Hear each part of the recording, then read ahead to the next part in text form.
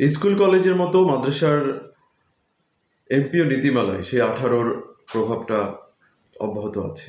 আজকে শিক্ষা মন্ত্রণালয় থেকে যে পরিপত্র জারি করা হলো, সেখানে আমরা দেখছি যে এমপিও সংশোধন, যে নীতিমালায় যে সংশোধন আনা হয়েছে, সেখানে আবার 18 করা হয়েছে। মানে অধ্যক্ষ হতে গেলে আবার 18 বছর, উপাধ্যক্ষ হতে গেলে সে আবার 18 বছর, মাদ্রাসার সুপার হতে গেলে সে 18 বছর, সহ সুপার হতে গেলে আবার সে 18 বছর। মানে আপনি আপনার বিশেষ আস্থাভাজন ব্যক্তিদের আপনি প্রশাসনিক লেভেলে আনার জন্য এই যে আবার যে যারা মেধাবী যোগ্য তাদেরকে আপনি বঞ্চিত করছেন।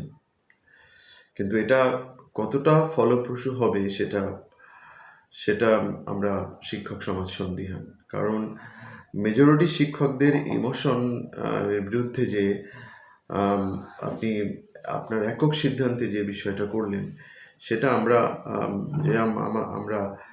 সেটা আশা করিনি।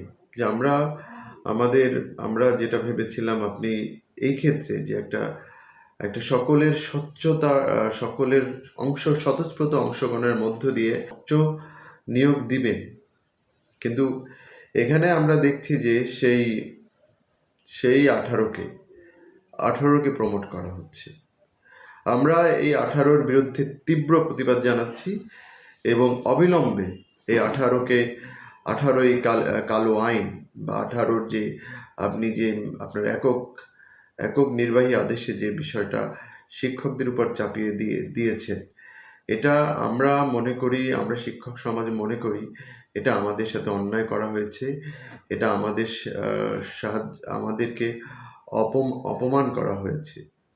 কারণ বিগত 40 বছরের যে নিয়ম, যেখানে বিগত শিক্ষকরা যে সুবিধা পেত, এখন নতুন করে যারা অধিক মেধা সম্পন্ন, যোগ্যতা সম্পন্ন, তাদেরকে যে বঞ্চিত করা হলো, বঞ্চিত করার মাধ্যমে আপনি একটা এক্সকিউজ দিচ্ছেন যে আপনি গত 15 থেকে 17 বছরে যারা নিয়োগ প্রাপ্ত হয়েছে, তারা রাজনৈতিক কারণে তাদেরকে বঞ্চিত হয়েছে এবং এই বঞ্চিতদের সুবিধা দেওয়ার জন্য। কিন্তু বিষয়টা কেমন হয়ে গেল না? কারণ আপনার দলের স্লোগানটা ছিল যে সবার আগে বাংলাদেশ। কিন্তু এখানে যদি সবার আগে